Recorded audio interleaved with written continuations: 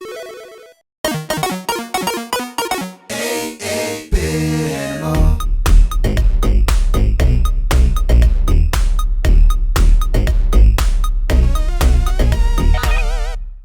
you doing, good people? This is the 8-Bit Animal, and it's summertime. And as such, we talk about sports games. We've talked about them a few different times this year. We've talked about a bunch of basketball games already. So it's only fair that we talk about baseball. This is the time of year where baseball is played. And college baseball, that season has already wrapped up. We're in the thick of pro baseball, the major league season right now. And so I felt like it was important to not only talk about baseball or a baseball game, but to talk about a historic baseball game. Not baseball, because it was the first game, doesn't make it historic in any sense of the word. Not bases loaded, because even though bases loaded is important,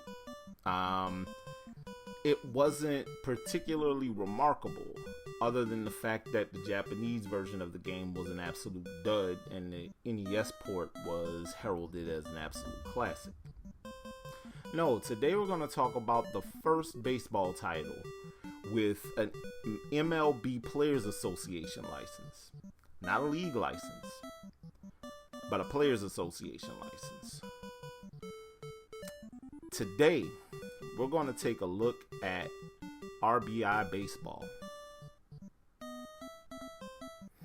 Now, RBI Baseball was particularly interesting because, one, it was developed by Namco, and it was originally released as Family Stadium, Pro Baseball Family Stadium, I'm sorry. And when it got brought over here to the US, it was handled by Atari and was initially released in arcades as Atari versus Baseball or something along those lines. And that was in 1987. Tengen got the opportunity to handle publishing the NES port. And the NES port had that Players Association license. Didn't have all the teams at the time.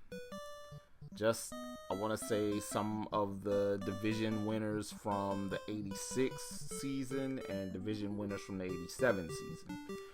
And a couple of all-star teams. And it looks like a very Japanese baseball game. It has these cute little pudgy characters. That's a look and a tradition that's kind of gone on throughout the years. One of the first baseball titles I played on the Super NES was Extra Innings, which looked just like this but 16-bit. And there is nothing particularly remarkable about this game, other than the fact that you can absolutely run up the score on the computer if you know what you're doing. Find a sweet spot, put the ball in orbit. But, I digress. RBI Baseball started a series. Also, it was interesting because the first game was released, right, on black cart, because Tengen. Second game and third game also released on black carts, because Tengen. At some point, that first game was re-released on an official gray cart.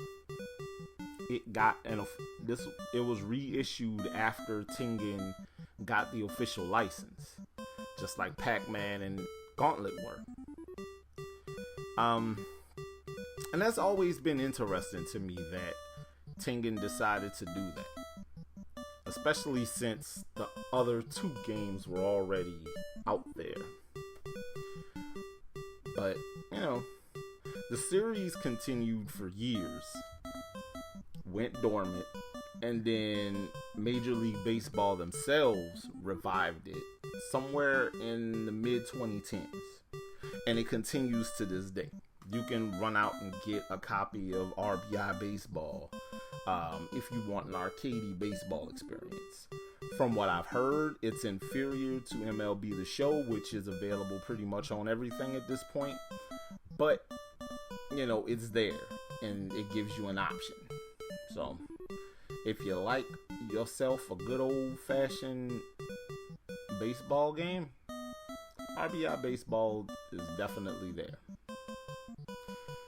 Now, if you want the NES port of RBI Baseball, that black cart, you can get it for, I've seen it as cheap as $4.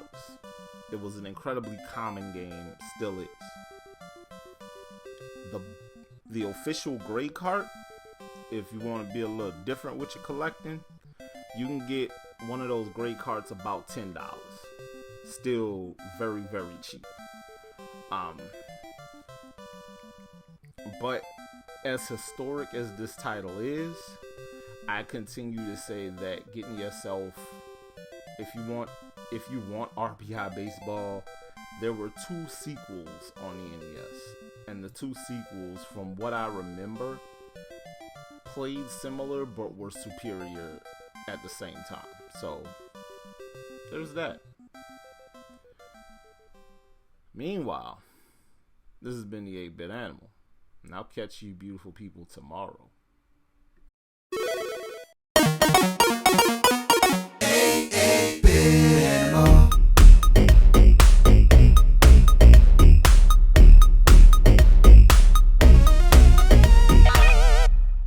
Tomorrow, man's had a spaceship called the Righteous Indignation.